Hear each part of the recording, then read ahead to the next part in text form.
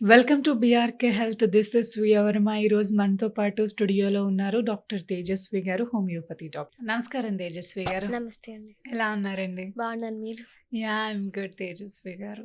తేజస్వి గారు, ఈ మధ్య కాలంలో చూసుకుంటే ఎక్కువ ఇన్ఫెర్టిలిటీ పెరిగిపోయింది. రేట్ అనేది ఇలా అయిపోయింది, ఇంకా హైప్‌కెళ్ళిపోయింది. యాహ్! అందరిలోని అబార్షన్స్ అయిపోవటం, లేదంటే వాళ్ళు కన్సీవ్ అవ్వకపోవటం. ఇంకెలా అయిపోయిందంటే రోజు రోజుకి ఇంకా వాళ్ళు ఇంక నేను తల్లిని అవ్వలేను. నా ఫ్యామిలీలో ఒక చైల్డ్ రావట్లేదని డిప్రెస్డ్ అయిపోతున్నారు. ఆ స్టేజ్‌కొచ్చేస్తున్నారసలు. ఎందుకిలా జరుగుతుంది? యాహ్! అండి. మనం పాతకాలంలో చూస్తున్నట్టయితే ప్రతి ఒక్కరికి ముగ్గురు పిల్లలనేవాళ్ళు. అవును. అది కూడా న్యాచురల్ వేలో. నేచురల్‌గానే కన్సీవ్ మా అయ్యేవాళ్ళు. నేచురల్ నానమ్మకి డెలివరీస్ అయ్యేవాళ్ళు. నలుగురు. మా నానమ్మ వాళ్ళ అమ్మకి 12 మంది. యాహ్! మా నాన్నమ్మ వాళ్ళకి కూడా 12 మంది అసలు. అసలెంతమందసలు ఎలా న్యాచురల్‌గా మళ్ళీ ఎంత ఫిట్‌గా ఉండేదంటో మా తాతమ్మ.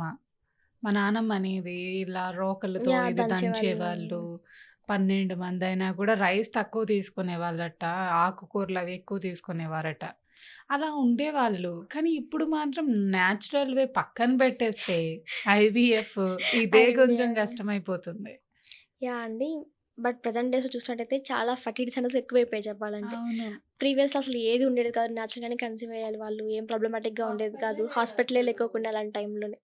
బట్ ప్రెజెంట్ డేస్‌లో ఏమవుతుందంటే ఇలాంటి ఇన్‌ఫర్టిలిటీకి చాలా కారణాలున్నాయి మెయిన్‌గా. హ్మ్. మేల్ కారణాలు ఎలా ఉన్నాయో ఫీమేల్స్‌లో అదే కారణాలున్నాయి. అందరూ ఏమనుకుంటారు పిల్లలు పుట్టలేదంటే ఫీమేల్స్‌నే బ్లేమ్ చేస్తుంటారు. నీలోనే లోపం ఉంది. నీ వల్లే ప్రాబ్లమ్స్ ఉన్నాయి అనుకుంటారు.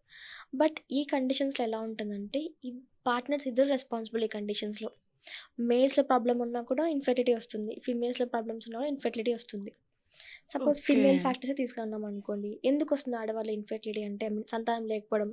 ఏ టైంలో అనాలి ఇలా ఇన్ఫెర్టిలిటీని ఎప్పుడు అనాలో చాలా మందికి తెలీదనమాట. మ్యారేజ్ అయిన తర్వాత 1 ఇయర్ పాటు రెగ్యులర్‌గా వితౌట్ ప్రొటెక్షన్‌తో సెక్స్ చేస్తున్నప్పటికి వాళ్ళకి పిల్లలు కలగకపోతే ఆ తర్వాత ఫేస్‌ని మాత్రం ఇన్ఫెర్టిలిటీ అంటాం. హ్మ్. చాలామంది వితిన్ 2, 3 మంత్స్‌లోనే ఇంకా పిల్లలు లేదు, ఇంకా పిల్లలు లేదని ట్రై ఇలాంటి చేస్తాను. వాళ్ళు కూడా ఇలాంటి వాళ్ళు వస్తూ కూడా ఉంటారా ఉంటారు. మీ దగ్గరికి? యాహ్! అండి. బట్ ఇలాంటి కండిషన్స్‌లో మేము అంత అవసరం లేదని చెప్తుంటాం. హుహు. ఈ 12 మంత్స్ తర్వాత మాత్రమే ఇన్ఫెర్టిలిటీకి ట్రీట్ చేస్తుంటాం ఇండియన్స్‌లో అయితే. ఇది ఎలా ఉంటుంది ఫీమేల్ ప్రాబ్లమ్స్ అంటే మెయిన్‌గా వాళ్ళకి కొంతమందికి పీసీఓఎస్ ఉంటుంది. హ్మ్. వాళ్ళకి ప్రీవియస్‌గా పెళ్ళికి ముందు పీరియడ్స్ రెగ్యులర్‌గానే వస్తున్నాయి కదా! ప్రాబ్లమ్స్ లేదనుకో నెగ్లెక్ట్ చేస్తుంటారు. బట్ ఆ మ్యారేజ్ తర్వాత ప్రెగ్నెన్సీ కోసం ట్రై చేస్తున్నప్పుడు మాత్రం పీసీఓఎస్ బయటపడుతుంది వాళ్ళకి. ఓకే. ఈ పీసీఓఎస్ ఉన్నప్పుడు వాళ్ళకి పీరియడ్స్ రెగ్యులర్‌గా ఉన్నాయి. నాకు పీసీఓఎస్ ఏంటని డౌట్ పడుతుంటారు చాలామంది. అంటే పీసీఓఎస్ ఉన్న ప్రెగ్నెన్సీ రాదా? డిఫికల్ట్‌గా ఉంటుంది. ఛాన్సెస్ డిఫికల్ట్‌గా ఉంటాయి. యాహ్! ఈ పీసీఓఎస్ ఉన్న వాళ్ళు ఏమంటుందంటే పీరియడ్స్ రెగ్యులర్‌గా ఉన్నా కూడా వాళ్ళకి ఎగ్ రిలీజ్ అవ్వదు. కరెక్ట్ టైంకి. ఒకవేళ రిలీజ్ అయిన ఎగ్ కూడా ఇమ్మెచ్యూర్ ఎగ్స్ ఉంటాయి వాళ్ళలో. హుహు. ఇమ్మెచ్యూర్ ఎగ్స్ రిలీజ్ అవ్వడం వల్ల ఏముంటుంది ప్రెగ్నెన్సీకి డిఫికల్ట్‌గా ఉంటుంది. ఒకవేళ ప్రెగ్నెన్సీ ఫార్మ్ అయినా కూడా అది ఫుల్ టు వరకు క్యారీ చేయలేకపోతూ ఉంటారు. ఇదొక కండిషన్. లేదంటే కొంతమందిలో థైరాయిడ్ ప్రాబ్లమ్స్ ఉంటాయి. ఈ థైరాయిడ్ వల్ల కూడా వాళ్ళలో ఎగ్ ఒక క్వాలిటీ తగ్గిపోతుంది. అదే విధంగా ఆ గర్భాశయం అనేది ప్రాపర్‌గా ఫార్మ్ అయ్యి ఉండదు ప్రెగ్నెన్సీ కోసం. హ్మ్. కాబట్టి వాళ్ళకి ఎర్లీగా అబార్షన్స్ అవుతూ ఉంటాయి. ఇంకా మెయిన్‌గా వచ్చేసి లైఫ్ స్టైల్ ఫ్యాక్టర్స్ అంటాం ప్రెజెంట్ డేస్‌లో లైఫ్ స్టైల్‌లో. ఏముంటది? ఎక్సెసివ్‌గా ఆల్కహాల్ తీసుకోవడం అంటే స్మోకింగ్ హ్యాబిట్స్ ఉండడం వల్ల వాళ్ళకి హార్మోనల్ ఇంబాలెన్స్ స్టార్ట్ అవుతుంది. ఈ ప్రెగ్నెన్సీ జర్నీ హ్యాపీగా ఉండాలంటే హార్మోన్స్ అంటే చాలా ఇంపార్టెంట్ రోల్ ప్లే చేస్తాయి వాళ్ళలోని. హ్మ్. ఆ హార్మోన్స్ ఇంబాలెన్స్ అయిపోవడం వల్ల వాళ్ళకి ఆ ప్రెగ్నెన్సీ అనేది డిఫికల్ట్‌గా ఉండడం, లేదంటే ప్రెగ్నెన్సీ జర్నీలో ఇంకా కాంప్లికేషన్స్ రావడం, ఎర్లీగా డెలివరీ అవ్వడం, లేదంటే అబార్షన్స్ ఎర్లీగా రావడం, ఇవన్నీ ఉంటాయి వాళ్ళలో. దీంతో పాటుగా వాళ్ళకేమన్నా గర్భాశయంలో ఏదైనా ప్రాబ్లమ్స్ ఉన్నప్పుడు, అందరికీ గర్భాశయం అనేది నార్మల్‌గా పియర్ షేప్‌లో ఉంటుంది. కొంతమందిలో ఏముంటదంటే ఆ గర్భాశయం లోపల చిన్న చిన్న అడ్డుగోడలు ఏర్పడుతూ ఉంటాయి.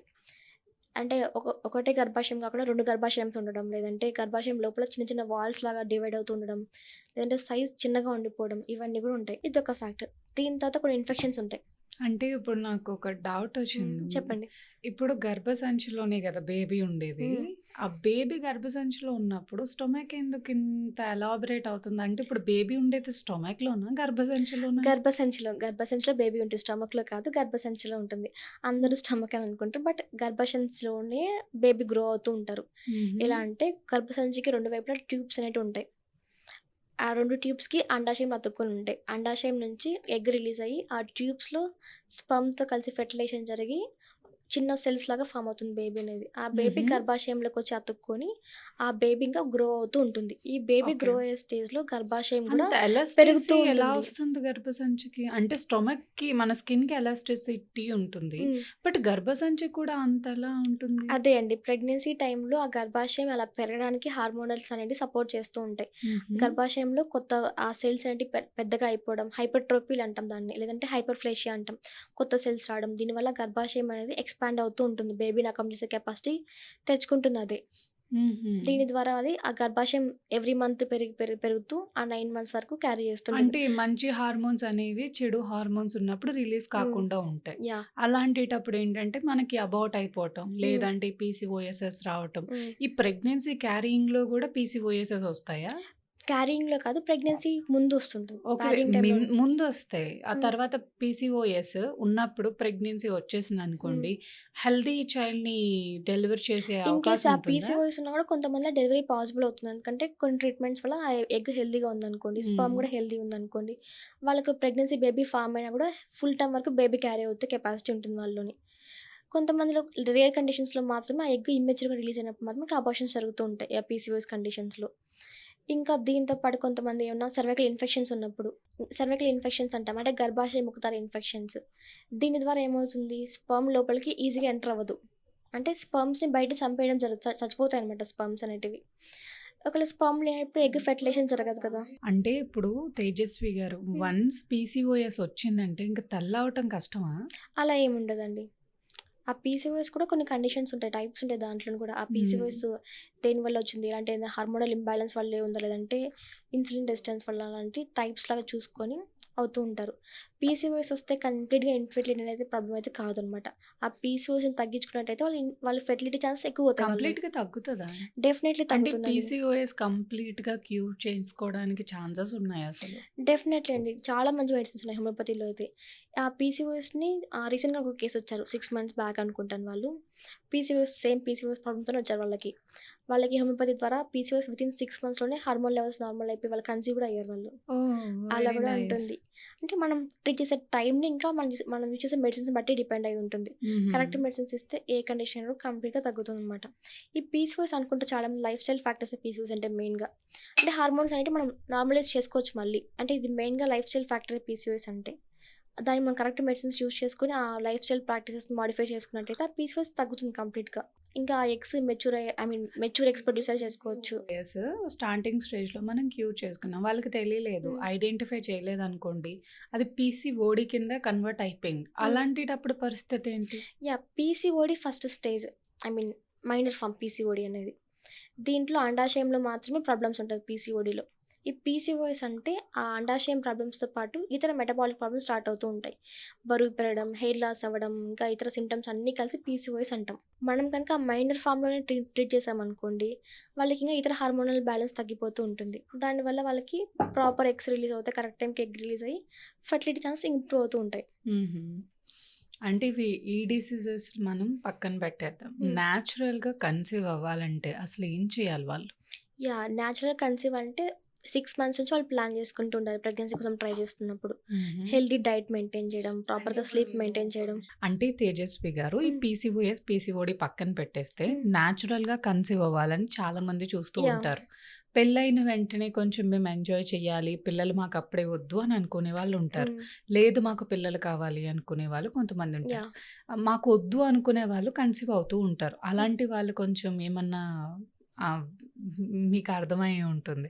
వాళ్ళు బేబీస్ వద్దు అనుకుని సంథింగ్ యాహ్! మెడికల్ ప్రాసెస్‌కి వెళ్తూ ఉంటారు. హ్మ్. అలాంటి వాళ్ళకి తర్వాత ఫ్యూచర్‌లో అవ్ అవకాశం ఉంటుందంటారా తల్లయ్యే అవకాశం? డెఫినెట్‌లీ అండి. అది వాళ్ళ కండిషన్ పైన డిపెండ్ అయితుంది. కొంతమంది ఓరల్ కాంట్రాసెప్టివ్ పిల్స్ యూజ్ చేస్తుంటారు. కొంతమంది ఇంజెక్షన్స్ ద్వారా హార్మోన్స్ ఇంజెక్ట్ చేసుకుంటుంటారు. లేదంటే ఇంట్రాటెడ్ డివైసెస్ అంటాం. కాపర్ టీ గానీ, మెడినా కానీ ఇవన్నీ ఇంజెక్ట్ చేస్తూ ఉంటారు. అంటే ఇవి side effects రావంటారా?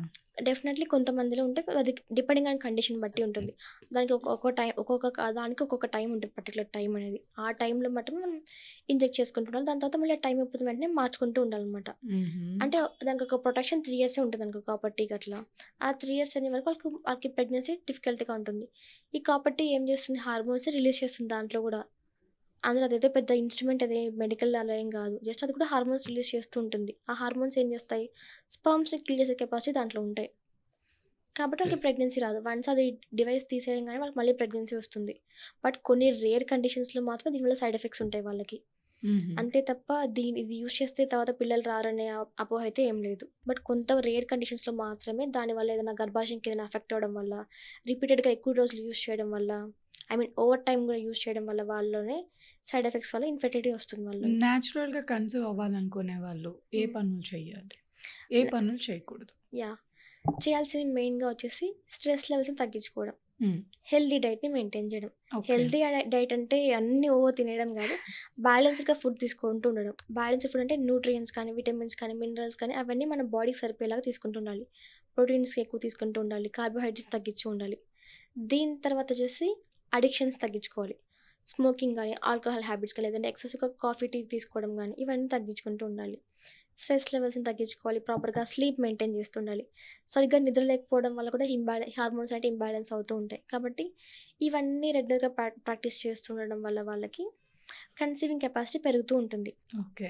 Thank you Tejaswi గారు. నైస్ ఇన్ఫర్మేషన్ ఇచ్చారు. నమస్తే. నమస్తే.